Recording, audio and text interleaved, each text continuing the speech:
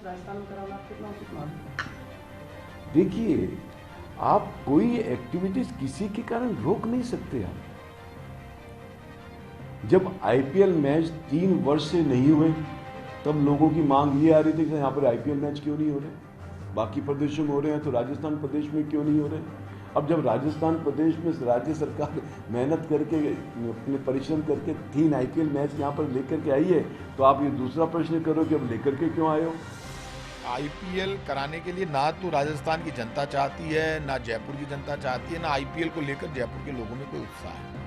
Indian premiere league के नाम पर ये ललित मोदी को क्लीन चिट देना चाहते हैं। चोर दरवाजे से उसकी कैसे एंट्री हो, उसको कैसे पॉपुलर किया जाए। बिना आरसीए की परमिशन के आप मैच नहीं करवा सकते, क्योंकि पहले ही आपने आरसीए के सामने हाथ कटवा रखे हैं। राजस्थान की सरकार ने पूरा स्टेडियम, जब पिछली बार वसुंधरा जी चीफ मिनिस्टर थी तब उनके हाथों सरेंडर कर दिया था। अब मैं ये मानता हूं कि ये सरकार बीजेपी की, चाहे केंद्र में हो चाहे स्टेट में हो, इनकी दोस्ती है ललित मोदी से, विजय माल्या जैसे लोगों से। वहां तो प्रधानमंत्री अपने दोस्त विजय माल्या को, काला धन तो लाते नहीं है, सफेद धन 9,000 करोड़ रुपए का लेकर यहाँ से रवाना कर देते हैं, भगा देते हैं। इधर से ललित मोदी को भगा देते हैं। नांदू साहब, एक बात आपसे जानना चाहता हूँ, इस हालात के बीच में क्या बीसीसीआई आखिरी मौके पर कोई शर्त रख सकता है? क्या आरसीए को बाहर रखा जा सकता है? ऐसी कोई परिस्थिति अब भी बन सकती है? देखो, बीसीसीआई की स्थिति बड़ी हास्यास्पद है। वो हमारे घर में ही मैच कराना चाहती है कि आप लोग ही मिठाइयाँ बनाओ, आप लोग ही सब्जी रोटी बनाओ, खाना हम खाएंगे लेकिन बर्तन आप साफ करना। उनकी मंशा ये है। अरे भाई, हम राजस्थान की जनता के लिए मैच कराना चाहते हैं, तुम्हारे दबाव में हम नहीं है। हमारा ग्राउंड तैयार है, आपके पास अन्य और भी ग्राउंड थे ना, ये जयपुर का ग्राउंड ही क्यों चूज किया गया?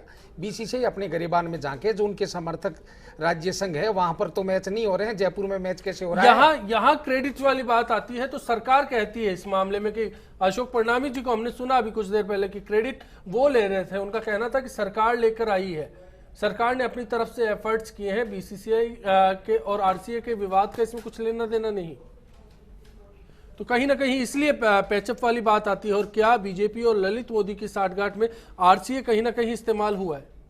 नहीं, आरसीए कहीं इस्तेमाल नहीं हुआ है। यहाँ पर जीत क्रिकेट की हुई है। बीसीसीआई की जो स्थिति हुई है और कोर्ट ने जो बीसीसीआई को जो फटकार लगाई है, उससे राजस्थान की जनता को, राजस्थान के क्रिकेट प्रेमियों को फायदा मिला है। और हमने इसमें तुरंत सहमति दी है कि अगर यहाँ पर मैच आते हैं तो हमारे लिए गौरव की बात है। और मुझे बड़ी खुशी है कि इतना बढ़िया स्टेडियम है, ऐसी परिस्थिति में जब बीसीसीआई हमारी खिलाफत कर रहा है और ये ग्राउंड मैच के लिए तैयार है। क्या ये हमारी जीत नहीं है? ये हमारी बिल्कुल जीत है। राजस्थान के जो क्रिकेट के जितने भी ग्राउंड स्टाफ है या जितना भी पूरा स्टाफ है, उन्होंने इतना मेंटेन कर रखा है, आप परसों मैच करवा सकते हो, ऐसी स्थिति के अंदर ग्राउंड है। ये एक बहुत ही अच्छी बात है, इसीलिए सरकार ने हाँ भरी है, क्योंकि राजस्थान क्रिकेट एसोसिएशन का कार्य है, उसको पूरे विश्व की जनता जानती है, पूरे विश्व के क्रिकेट प्रेमी जानते हैं। और मुंबई क्रिकेट की जो फ्रेंचाइजी है, उन्होंने सेकेंड के 100वें हिस्से में यहाँ के ग्राउंड के लिए हाँ भर दी। बीसीसीआई एक तरफ, कोई भी फ्रेंचाइजी बीसीसीआई की लाइन से हट करके काम नहीं करेगी। मतलब ये कहीं ना कहीं मुंबई इंडियन का भी दबाव यहाँ पर काम किया है। बिल्कुल, उनका दबाव काम में आया है। और जयपुर को जो जीत मिली है, मैं चाहता हूं कि मुंबई की जो फ्रेंचाइजी है, उन्होंने जयपुर में मैच आयोजन करवाने में अपनी सहमति देकर के राजस्थान के खेल प्रेमियों का दिल जीत लिया है। हम स्वागत करेंगे मुंबई की फ्रेंचाइजी का, यहाँ पर आए और अच्छे मैचेज हो और देश की जनता को और राजस्थान की जनता को एक अच्छा मैच देखने को मिले। दिनेश जी, क्या यहाँ पर ये बात समझी जा सकती है कि राजस्थान सरकार ने अपना क्रेडिट है वो ले लिया, ललित मोदी ने पूरे मामले को एनकेश किया है और कहीं ना कहीं जो क्रिकेट की स्थितियां हैं वो इस पॉलिटिक्स से अलग जाकर जयपुर में मैच लेकर आई है, अब सब लोग इसको भुनाने में लगे? देखिए, श्रेय लेना थोड़ा तो बनता है, क्योंकि इन्होंने कम से कम ये प्रपोजल दिया कि हम यहाँ मैच कराने में सक्षम हैं। अगर बीसीसीआई को विश्वास नहीं होता कि ये मैच नहीं करा सकते तो शायद इनको नहीं देते। तो इतना क्रेडिट देना चाहिए कि इन्होंने इनिशिएट किया, अपनी क्षमताओं को बताया कि हम व्यवस्था कर सकते हैं। और जहां तक बात है मुंबई इंडियंस की, तो उन्होंने भी देखा कि हमें कौन सा ग्राउंड सूट करता है, लॉजिस्टिक्स क्या है, आगे कहाँ ट्रेवल करना है, बहुत सारे फैक्टर्स हैं। तो यानी मुंबई इंडियंस की हाँ सबसे बड़ी चीज है, थोड़ा बहुत श्रेय इनको दिया जाना चाहिए। और दूसरा ये है कि यहाँ भी ललित मोदी के हाई कनेक्शंस जो हैं, हो सकता है मुंबई इंडियंस के जो मालिक हैं उनसे उन्होंने व्यवस्था की हो कि जयपुर में करा दिया जाए, क्योंकि वे अभी भी बीसीसीआई के मुंह पे एक तमाचा है ये कि जयपुर में मैच उन्होंने पूरी कोशिश की कि ललित मोदी चुनाव ना लड़ पाए, कोर्ट में गए, सुप्रीम कोर्ट से हरी झंडी मिली और उसके बाद यहाँ मैच करा देना, जबकि बैंड है आरसीए, तो ये बहुत बड़ी जीत है आरसीए के लिए भी कि मैच यहाँ हो रहे हैं। इसके जरिए एक बार फिर से, क्योंकि राजस्थान क्रिकेट संघ के अध्यक्ष तो है ललित मोदी, इस बात को सिर्फ बीसीसीआई को अगर छोड़ दिया जाए तो सब मानते हैं, इस बात को स्वीकार करते हैं, तो ऐसे हालात में कहीं भी इस बात को चैलेंज करने की आगे ताकत बीसीसीआई में नहीं बचेगी जब ये 3 मैचों का आयोजन कामयाब रहेगा। देखिए वहाँ के समीकरण अलग हैं, ये जरूरी नहीं है कि इसके जरिए वहाँ वापसी हो जाए, लेकिन एक प्रेजेंस मुख्य धारा में एक बार फिर चर्चा में आ गए हैं मोदी, इसमें कोई दो राय नहीं है। और धीरे धीरे समीकरण वहाँ भी बदले हैं, श्रीनिवासन की छुट्टी हुई है उसके बाद से कुछ कुछ समीकरण बदल रहे हैं, और वहाँ कब क्या तब्दीली हो जाए, बीसीसीआई की पॉलिटिक्स सब पार्टी पॉलिटिक्स से ऊपर है, तो वहाँ कब घट जाए भाजपा और कांग्रेस, एक बार बीसीसीआई को अलग रखकर देखना चाहिए आपके मुताबिक। बिल्कुल बीसीसीआई की पॉलिटिक्स अलग है, इससे के जरिए कोई मोदी साहब की वापसी तुरंत होने वाली है, इसमें कोई संदेह, मतलब ऐसा होना संभव दिखता नहीं है, लेकिन यह है कि एक मुख्य धारा में वापस चर्चा में आए हैं। 3 मैच होना बीसीसीआई के लिए बहुत बड़ा तमाचा है एक तरह से, कि यहाँ मैच, जो संघ जिसको निलंबित किया हुआ है, जिसके अध्यक्ष कई तरह के मुकदमे झेल रहे हैं, वहाँ मैच हो रहा है, तो ये बिल्कुल एक और सवाल, टीम राजस्थान क्या राजस्थान बन जाएगी और राजस्थान क्रिकेट का क्या इससे भला हो जाएगा? अब जो स्थिति है उसके बाद एक बार प्लेटफॉर्म खुल गया है, तो बीसीसीआई क्या अब इस पर ओपन मैच हो सकता है? जी नहीं, कुछ नहीं होगा, जो स्थिति है वो यथास्थिति रहेगी। कोर्ट में मामला चल रहा है, सिर्फ वहीं से फैसला होगा, और जो होने वाला है वो सब बोर्ड की पॉलिटिक्स पर निर्भर करता है कि कहीं कुछ टिकाव अगर मिल गया, बोर्ड की पॉलिटिक्स में थोड़ा सा चेंज आ गया, तो कोई बन सकती है संभावना, लेकिन फिलहाल ऐसी कोई संभावना नहीं है। वही कोर्ट के जरिए खेल रही हैं टीमें, और अभी की जो संभावना है उसके हिसाब पर यही जारी रहेगा जब तक कोर्ट से फैसला नहीं आ जाता। अर्चना जी, इस बीच में एक सवाल है कि बीजेपी ने पूरी तरह से अगर मैच पॉलिटिक्स को आईपीएल पॉलिटिक्स के जरिए ललित मोदी को ओपन फेवर किया है या फिर सॉफ्ट कॉर्नर रहा है? देखिए, मैं दिनेश जी की उस बात से बिल्कुल सहमत हूँ कि ललित मोदी के जो ताल्लुकात हैं वो उच्च स्तर तक हैं, और हो सकता है, संभावना है कि मुंबई इंडियंस के जो संचालक हैं उनके साथ नेक्सस बना करके और ऐसी परिस्थितियां बनाई गई हो कि मैच यहाँ ट्रांसफर हो। एक ये संभावना बहुत प्रबल है।